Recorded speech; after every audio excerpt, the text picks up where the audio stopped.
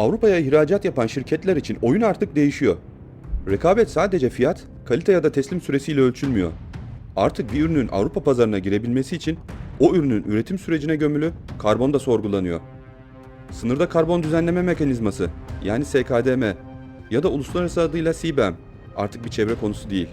Finansı, operasyonu, tedarik zincirini ve doğrudan ihracat kapasitesini etkileyen stratejik bir başlık. 1 Ocak 2026 itibariyle de bu mekanizma yeni bir aşamaya geçmiş durumda. Peki bu yeni düzen Türkiye için ne anlama geliyor? Hangi sektörler gerçekten risk altında? Ve kimler bu dönüşümü avantaja çevirebilir? Gelin bunu birlikte analiz edelim. CBAM, Avrupa Birliği'nin ithalatta karbon maliyetini sınırda dengelemek için kurduğu mekanizma. Mantığı basit. Avrupa Birliği kendi üreticisine yıllardır karbon maliyeti yüklüyor. O zaman AB dışından gelen ve benzer ürünleri daha düşük iklim maliyetiyle üreten şirketler de aynı pazara girerken eşdeğer bir karbon maliyetiyle karşılaşmalı. Avrupa Komisyonu bu mekanizmayı hem karbon kaçağını önleyen hem de AB dışındaki üreticileri daha temiz üretime teşvik eden bir araç olarak tanımlıyor. CBAM klasik anlamda bir gümrük vergisi değil ama finansal etkisi açısından daha sert bir bariyer haline gelebilir. Çünkü artık ürünün fiyatı kadar ürünün karbon geçmişi de ticaretin bir parçası.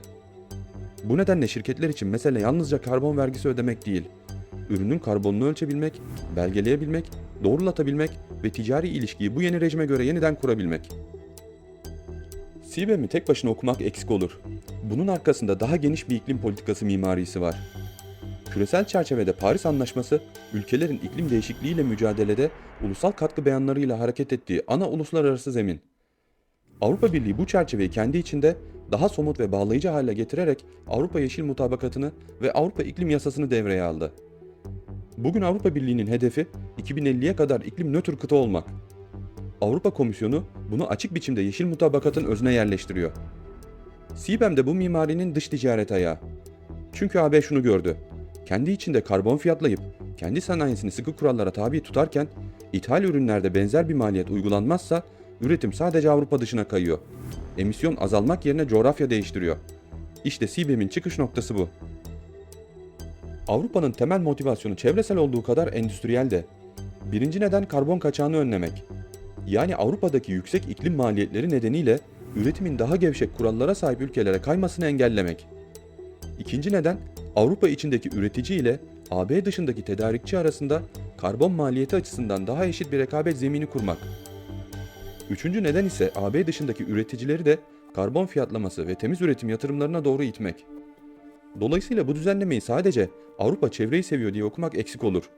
Bu aynı zamanda bir rekabet rejimi ve sanayi politikası aracıdır. CBAM düzenlemesi 2023'te yürürlüğe girdi ve 1 Ekim 2023 ve 31 Aralık 2025 arasında geçiş dönemi uygulandı. Bu dönemde şirketlerden esas olarak raporlama istendi. Yani sistem veri topladı, ürün bazlı gömülü emisyonların nasıl beyan edileceğini test etti ve ithalatçıları hazırladı. Ardından 1 Ocak 2026 itibariyle kesin dönem başladı. Avrupa Komisyonu 14 Ocak 2026 tarihli duyurusunda bunu açıkça ilan etti. Kesin dönemde artık yalnızca raporlama konuşmuyoruz. Avrupa'daki yetkili ithalatçı yıllık CBAM beyanını sunmak ve ilgili emisyonlara karşılık gelen sertifikaları teslim etmek zorunda. İlk yıllık beyan ve sertifika teslimi de 2026 yılı ithalatı için 31 Mayıs 2027 tarihine kadar yapılacak. Bugün CBAM'in temel kapsamı 6 ana başlıkta. Demir çelik, alüminyum, çimento, gübre, elektrik ve hidrojen. Bu sektörler karbon kaçağı riski ve emisyon yoğunluğu yüksek olduğu için ilk fazla seçildi. Komisyonun 14 Ocak 2026 açıklamasına göre ilk raporlama penceresinde beyan edilen CBAM hacminin yaklaşık %98'i demir çelikten geldi. Yani teorik olarak 6 sektör olsa da fiili yük şu an çok büyük ölçüde demir çelikte yoğunlaşıyor.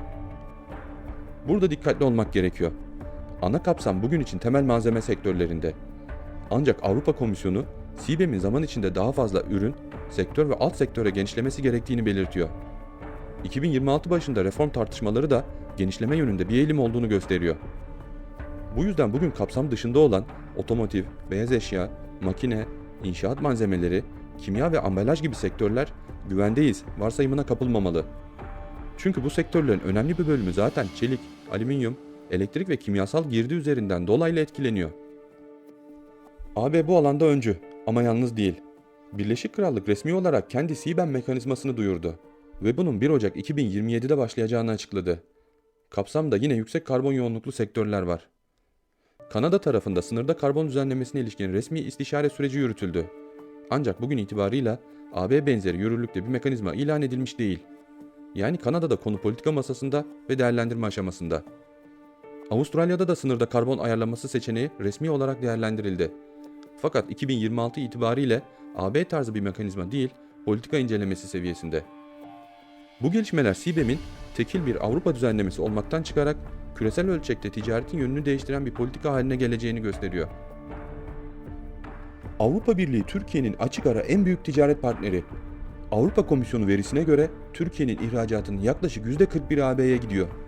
İthalatının da %32'si AB'den geliyor. Aynı kaynak Türkiye'nin Avrupa Birliği'nin 5. büyük ticaret partneri olduğunu belirtiyor. Bu yüzden SKDM, Türkiye için çevresel bir haber başlığı değil, doğrudan ihracat, rekabetçilik ve sanayi dönüşümü başlığı. Özellikle kapsama giren sektörler hem doğrudan etkileniyor hem de diğer imalat sanayilerine maliyet taşıyor.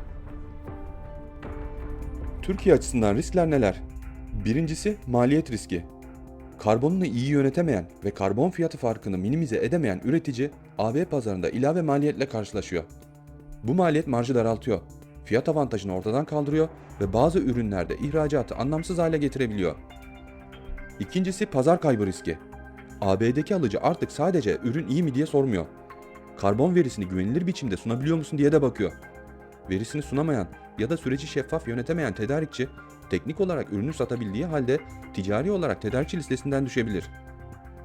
Üçüncüsü veri ve beyan riski.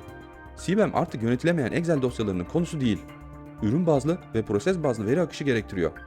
Yanlış sınıflandırılmış ürün, eksik emisyon hesabı, yanlış emisyon faktörü ya da uyumsuz metodoloji yalnızca maliyet doğurmaz. Uyum ve güven problemi de doğurur. Dördüncüsü sözleşme ve ticari ilişki riski. Bugün birçok şirketin müşterisiyle yaptığı sözleşmelerde CBAM maliyetini kimde kalacağı, veri temin yükümlülüğünün nasıl paylaşılacağı, yanlış beyan halinde sorumluluğun kimde olacağı yeterince net değil. Maliyetin, sorumluluğun ve veri akışının baştan net tanımlanmadığı her sözleşme, ileride finansal kayıp veya hukuki ihtilaf riski üretebilir. Burada hikaye sadece risk değil. Türkiye AB'nin en önemli sanayi tedarikçilerinden biri. Güçlü üretim altyapısı, lojistik yakınlık ve gümrük birliği deneyimi zaten var. Eğer şirketler karbon verisini yönetir, emisyonunu düşürür ve bunu güvenilir şekilde kanıtlarsa bu durum rakiplerine göre ciddi bir fark yaratır. Düşük karbonlu üretim, yenilenebilir enerji yatırımları ve karbon azaltım projeleri bankalar ve kalkınma finansman kuruluşları açısından daha güçlü bir hikaye yaratıyor. Yani çevreci üretim yalnızca regülasyona uyum için değil, daha uygun maliyetli finansmana erişim için de avantaj sağlayabilir. AB'deki alıcı açısından artık sadece ucuz tedarikçi değil, ölçebilen ve doğrulatabilen tedarikçi değerli. Dolayısıyla karbon yönetimini iyi yapan Türk şirketleri yalnızca pazarda kalmaz, daha seçkin müşteri segmentlerine girme şansı da yakalayabilir. Avrupa Komisyonu'nun teknik çerçevesine göre CBAM doğrulayıcılarının akreditasyonu AB üyesi ülkelerdeki ulusal akreditasyon kurumları tarafından yapılacak. Yani Türkiye'deki şirketler yerel olarak biz bir rapor hazırladık, bu yeter diyemeyecek. Özellikle gerçek emisyon verisine dayalı doğrulama yapılacaksa Avrupa'nın tanıdığı akreditasyon zinciri içinde hareket etmek gerekecek. Doğrulama hizmeti sunan akredite kuruluş sayısının sınırlı olması nedeniyle artan talep karşısında erişim zorlaşabilir. Bu da maliyetlerin yükselmesine ve doğrulama süreçlerinin uzamasına yol açabilir. Türkiye'nin ilk iklim kanunu Temmuz 2025'te yürürlüğe girdi. Bunun ardından Türkiye Emisyon Ticaret Sistemi Taslak Yönetmeliği yayımlandı. İklim Değişikliği Başkanlığı bunu ETS için ilk taslak ve uygulama yol haritasını netleştiren adım olarak duyurdu. Ayrıca Türkiye ile AB arasında karbon fiyatlaması diyaloğu da sürüyor. Dolayısıyla bugün Türkiye'de tablo genel hatlarıyla ortaya çıkmış olsa da henüz tamamlanmış değil. İklim kanunu yürürlükte. ETS için kurumsal ve mevzuatsal zemin hızla güçleniyor. Ancak sistemin teknik detayları ve uygulama derinliği hala şekillenme aşamasında. Yani Türkiye tarafında süreç başlamış durumda. Fakat henüz tam olarak oturmuş değil. Türkiye'nin kendi ulusal emisyon ticaret sistemini kurması sadece bir iklim politikası değil. Aynı zamanda ekonomik rekabet gücü ve kaynak yönetim meselesi. CBAM sisteminde menşei ülkede ödenmiş karbon fiyatı belli şartlarla dikkate alınabiliyor. Türkiye kendi ETS'sini kurup karbon fiyatlamasını içeride işler hale getirirse karbon maliyetinin en azından bir bölümü AB sınırında dışarıya gitmek yerine ülke içinde kalabilir. Bu kaynağın hibe, destek, yenilenebilir enerji yatırımları gibi alanlara geri dönmesini sağlayabilir. yani ulusal ETS doğru tasarlanırsa sanayi dönüşümünü finanse eden bir kaldıraç olabilir. CBAM devreye girmiş olsa da hem AB tarafında hem Türkiye tarafında önemli belirsizlikler sürüyor. AB tarafında belirsizliklerden biri kapsamın orta vadede ne hızla genişleyeceği ve ne ölçüde yayılacağı. Komisyon bu yönde sinyaller veriyor ama uygulamanın temposu ve detayları hala politika yapım sürecinin konusu. İkinci belirsizlik doğrulama ve akreditasyonun pratikte ne kadar hızlı oturacağı. Komisyon belgelerinde akreditasyon rejimi netleşmiş olsa da sahadaki kapasite, doğrulayıcı sayısı, işlem süreleri ve sınır ötesi uygulama tarafı şirketler için hala operasyonel belirsizlik yaratıyor. Üçüncü belirsizlik sertifika fiyatının doğası gereği değişken olması. Sertifika fiyatı Avrupa Birliği'nin ETS piyasasına bağlı olduğu için şirketler sabit bir karbon maliyetiyle değil, dalgalı bir maliyet ortamıyla karşı karşıya. Bu da bütçeleme ve fiyatlama yönetimini zorlaştırıyor. Türkiye tarafında ise en önemli belirsizlik ulusal ETS'nin takvimi, kapsamı, fiyat oluşumu ve sektör bazlı yük paylaşımı. ETS taslağı yayımlanmış olsa da uygulamanın ticari etkisini belirleyecek ayrıntılar hala şekilleniyor. Şirketler bu belirsizlik ortamında ne yapmalı? Birinci adım, her ihracatçı önce şunu netleştirmeli. Benim sattığım ürünler bugün CBAM kapsamında mı? Değilse kullandığım girdiler kapsamda mı? Gitip CN kodu eşleşmeleri doğru mu? Çünkü yanlış sınıflandırma, sürecin en başından hatalı değerlendirme yapılmasına ve gereksiz maliyet ya da risklerle karşılaşılmasına neden olabilir. İkinci adım, kurumsal sürdürülebilirlik raporu tek başına yetmez. CBAM, ürün bazlı ve proses bazlı veri ister. Hangi hatta, hangi fırında, hangi girdilerle üretim yapıldığını ölçemeyen şirket aslında maliyetini de ölçemiyordur. Üçüncü adım, bu süreç manuel dosyalarla yönetilmez. Enerji, üretim, satın alma ve emisyon verilerinin tek bir sistem içinde tutarlı ve izlenebilir şekilde toplanması gerekir. Aynı şekilde tedarikçi verileri ve doğrulama kayıtları da bu yapıya entegre olmalıdır. Dördüncü adım, sadece kendi fabrikanızın verisini toplamak yeterli değil. Kullandığınız ham madde ve yarı mamullerin karbon içeriği ürününüzün toplam gömülü emisyonunu doğrudan etkiler. Bu nedenle tedarikçilerden düzenli ve doğrulanabilir veri almak artık bir tercih değil, zorunluluktur. Beşinci adım, CBAM maliyeti kimin üzerinde kalacak? Yanlış veri halinde sorumluluk nasıl paylaşılacak? Doğrulama masrafı kim tarafından karşılanacak? Bunlar artık satış sözleşmesinin teknik eki değil, ana konusu. Altıncı adım, karbonu sadece raporlamak yetmez. Azaltım için enerji verimliliği, yenilenebilir enerji yatırımı, proses optimizasyonu, yakıt dönüşümü gibi başlıklar maliyet tarafını doğrudan etkiler. Yedinci adım, bu konu fiyatlama, müşteri ilişkisi, yatırım planı ve pazar stratejisini doğrudan etkiliyor. Dolayısıyla bu bir uyum projesi değil, açık şekilde bir kurumsal strateji başlığıdır. Karbon yönetimi artık üst yönetimin ana gündemlerinden biri olmak zorundadır. CBAM bugün artık bir gelecek senaryosu değil, yürürlükte olan yeni ticaret düzeninin adı. Bu düzenin merkezinde karbon var. Ama mesele aslında çok daha büyük. Veri yönetimi, maliyet yönetimi, tedarik zinciri, yeşil finansman erişimi ve pazarda kalma kapasitesi. Türkiye için risk büyük. Çünkü Avrupa bizim ana pazarımız. Ama fırsat da büyük. Çünkü Türkiye güçlü sanayi altyapısı, üretim kapasitesi ve Avrupa'ya yakınlığıyla bu dönüşümde öne çıkabilecek ülkelerden biri.